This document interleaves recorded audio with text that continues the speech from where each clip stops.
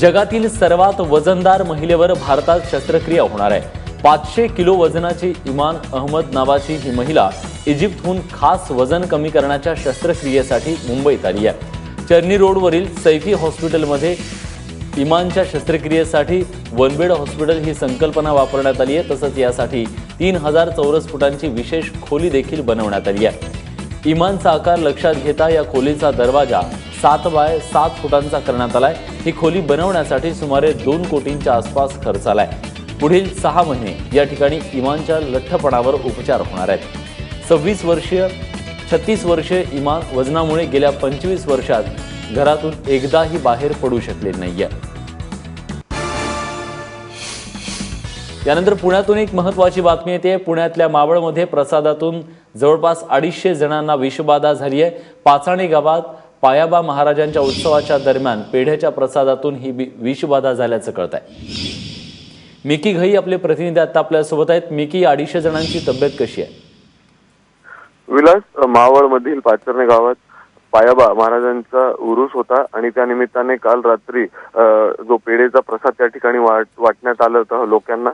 मोठ्या संख्येने त्या ठिकाणी लोक होते आणि त्यानंतर रात्री अचानक ते पेढेचा प्रसाद खाल्ल्यानंतर लोकांना पोटात दुखायला लागलं। त्यानंतर काही लोकांना उलट्या व्हायला लागल्या आणि तातडीने जे असे रुग्ण होते त्यांना जवळच्या रुग्णालयात दाखल करण्यात आलं, परंतु संख्या वाढत गेली। जवळपास ही संख्या 250 पर्यंत पोहोचत गेली।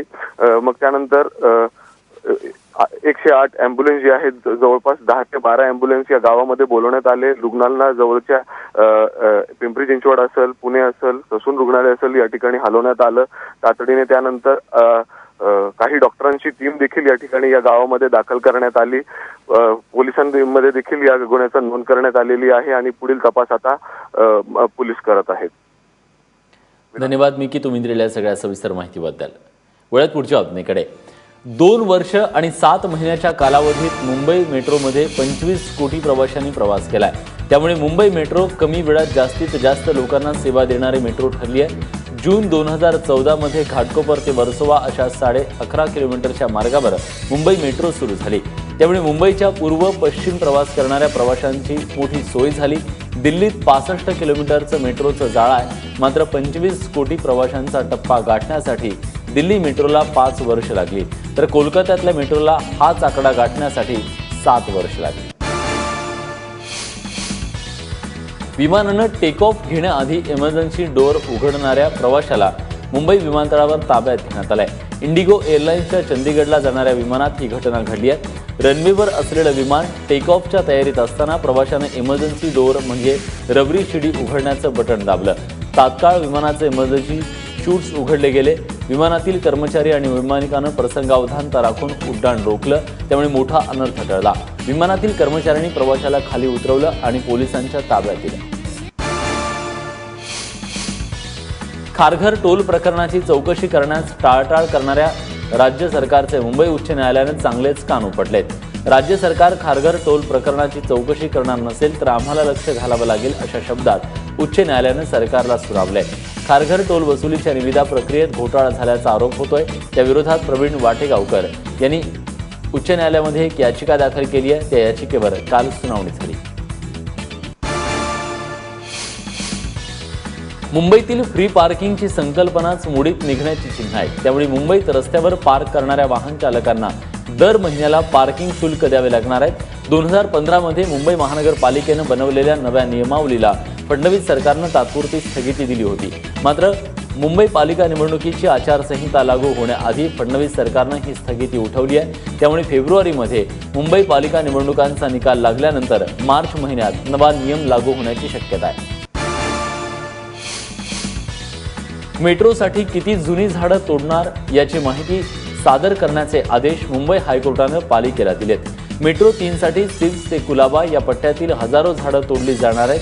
ती तोडण्याआधी पालिका किंवा मुंबई मेट्रोनं काही सर्वे केला होता का, या सगळ्याची माहिती प्रतिज्ञापत्रावर सादर करण्याचे आदेश हायकोर्टानं मेट्रो आणि पालिकेला दिलेत। यावरील पुढील सुनावणी 20 फेब्रुवारीला होणार आहे। ठाण्यात 15 उमेदवार मैत्रीपूर्ण लढत असून राष्ट्रवादीचे 79 आणि काँग्रेसचे 52 उमेदवार आघाडीच्या वतीनं रिंगणात असल्याचं काँग्रेस आणि राष्ट्रवादीने म्हटलंय। राज्यात सेना भाजपची सत्ता असताना या 2 वर्षाच्या काळात ठाणे महानगरपालिकेला एकही काम करता आलं नाही, फक्त आश्वासनांच्या घोषणा केल्या जात आहेत, अशी टीका काँग्रेसच्या मनोज शिंदेने केली आहे। पुणे महानगरपालिकेसाठी भाजपच्या जाहीरनाम्याचं प्रकाशन झालं। पालकमंत्री गिरीश बापट, खासदार अनिल शिरोळे यांच्यासह भाजपचे स्थानिक पदाधिकारी यावेळी उपस्थित होते। शिवसेनेसोबतची युती संपुष्टात आल्यानंतर भाजप स्वबळावर लढे अशा स्थितीत सत्ता काबीज करण्यासाठी अनेक आश्वासनं या जाहीरनाम्यात देण्यात आले। पिंपरी महानगरपालिकेचा वचननामा शिवसेनेकडून काल प्रकाशित करण्यात आला। संपर्क प्रमुख अमोल कोल्हे यांच्या हस्ते हा वचननामा प्रकाशित झाला। 24 तास पाणी, 500 चौरस फुटांपर्यंतच्या सदनिकांना करमाफी अशी अनेक वचनं शिवसेनेनं पिंपरी चिंचवडकरांना दिली आहेत। पुण्याच्या प्रभाग क्रमांक 15 मधून निवडणूक लढवणाऱ्या विद्यमान नगरसेविका रुपाली पाटलांना निवडणुकीआधीच खुशखबर मिळाली आहे। गरोदर असलेल्या रुपाली पाटलांच्या पोटात काल प्रभागात जोरदार प्रचार सुरू असताना दुखू लागलं। त्यानंतर त्यांना रुग्णालयात दाखल केलं असताना त्यांना पुत्ररत्नाची प्राप्ती झाली आहे।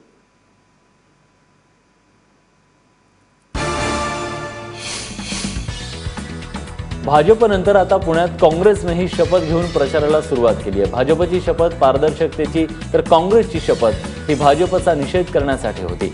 भाजप सत्तेचा दुरुपयोग करतोय, त्यामुळे ही निवडणूक निकोप वातावरणात होणार नाही असा आरोप करत काँग्रेस उमेदवारांनी राज्यघटनेचं संरक्षण करण्याची शपथ घेतली। पुणे रेल्वे स्थानकाजवळच्या डॉक्टर बाबासाहेब आंबेडकर पुतळ्याजवळ हा शपथविधी पार पडला। 2 दिवसांपूर्वीच गुंड मयूर शिंदे याने मोठ्या कार्यक्रमात भाजपमध्ये प्रवेश घेतला खरा, पण भाजपने आता कोलांटोडी घेतली आहे। मयूर शिंदे याचा भाजपमध्ये प्रवेश झालाच नाही असं भाजपचे प्रवक्ते माधव भंडारी यांनी म्हटलंय। भाजपवर गुंडांचा पक्ष म्हणून होत असलेली टीका, त्यामुळे भाजपने ठाण्यात पत्रकार परिषद घेऊन या संदर्भातली माहिती दिली।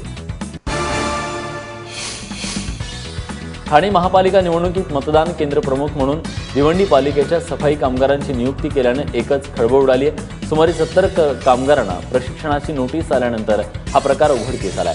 भिवंडी महानगरपालिकेचे आस्थापन प्रमुख नितीन पाटील यांनी पालिकेतील स्मशानभूमी, साफसफाई, बगीचा, शिपाई आदी चतुर्थ श्रेणीच्या 70 कामगारांना त्यांच्या नावांची यादी परस्पर ठाणे महापालिका आयुक्तांना पाठवली आहे। पिंपरी चिंचवड मधल्या प्रभाग क्रमांक 25 मधून भाजपचेच 2 उमेदवार रिंगणात आहेत आणि त्यांनी एकमेकांच्या विरोधात प्रचारही सुरू केलाय।